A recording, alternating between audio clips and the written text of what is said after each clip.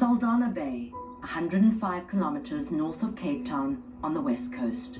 Once known for fishing, now residents are scared. There's a lot of shooting every day and every night. And even when they are not shooting, we know something is going on because they are planning to shoot maybe the next night. But we as the community are very scared because we don't know whose child is the next victim. It's even the youngsters from 8 years old who is running with guns. What breaks my heart the most is that we've got people in our community that say they are reborn Christians, but some of them is keeping the guns of the gangsters. Everybody is watching one another. We are very scared.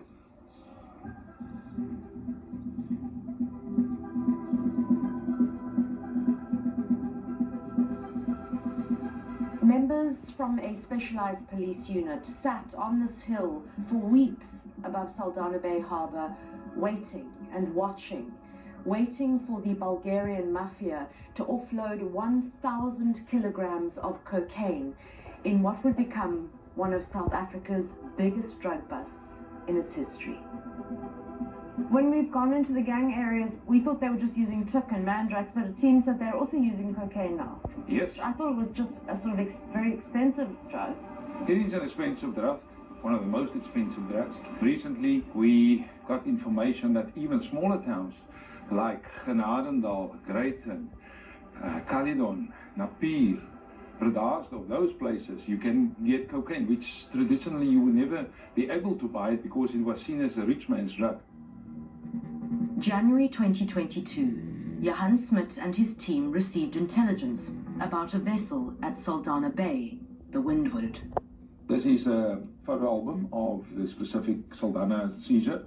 This is the vessel, the Windward, where it was lying after it moored. As we entered there, after boarding the vessel, there you can already see what we saw as we approached the door. Two of the accused were already in there, busy dealing with that.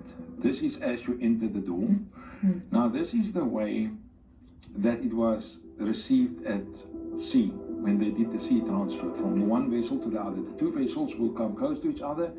It was thrown from the mothership onto the deck of the Windward, whereafter it was taken when the crew was instructed to hide it in the diesel tank and the other false compartment. So it's wrapped in plastic? Wrapped in plastic.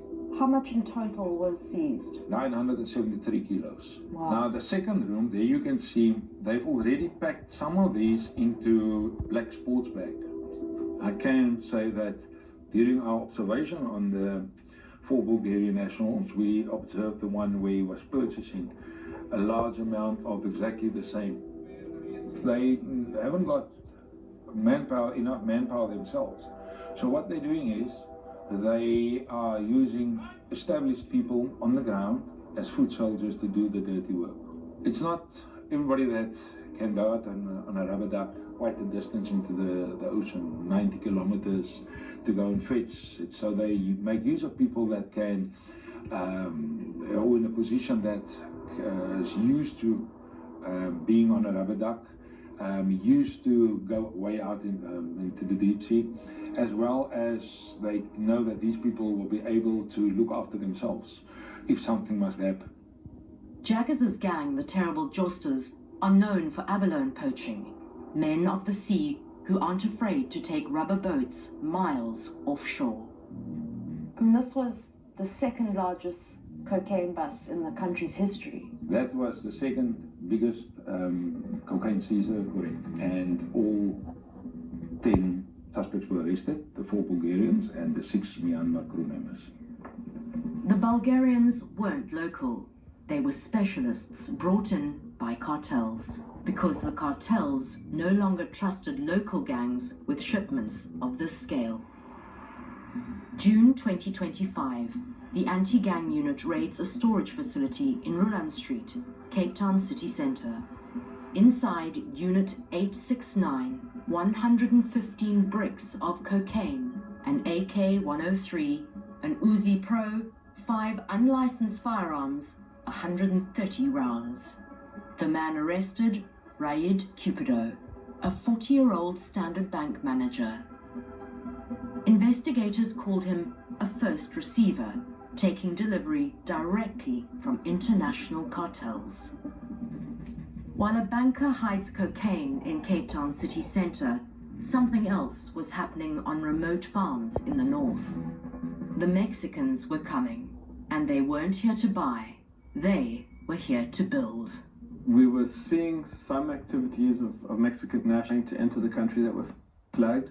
We found 2 Mexican nationals bound, executed and dumped.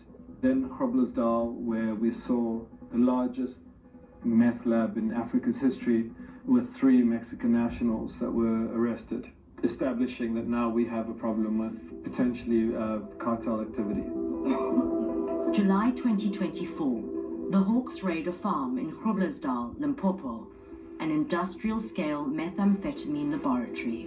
That was the largest meth lab that I think has ever been discovered on the continent of Africa. That's where we realized the extent now that we have a problem with industrial scale labs, what we call super labs. That Groblersdal one had the capacity to supply an entire continent. That's why we know it can't be just for the local market, it has to be exported. And the product was export quality, almost 100% pure, definitely for more lucrative markets. Where are these cartels coming from? We can see the origin of where they come from, and they're all coming from Sinaloa. So our guess is that it's linked to the cartels operating in that region of Mexico. Sinaloa cartel cooks entering South Africa through porous borders. In early December, 6 Mexicans are arrested in Botswana, charged with entering through an unauthorized point of entry. A Nigerian national is also charged with allegedly helping them enter illegally. This follows the arrest of 9 Mexican nationals at 3 drug labs in South Africa between July 2024 and September 2025. All their passport state Sinaloa, the Mexican state controlled by the Sinaloa cartel.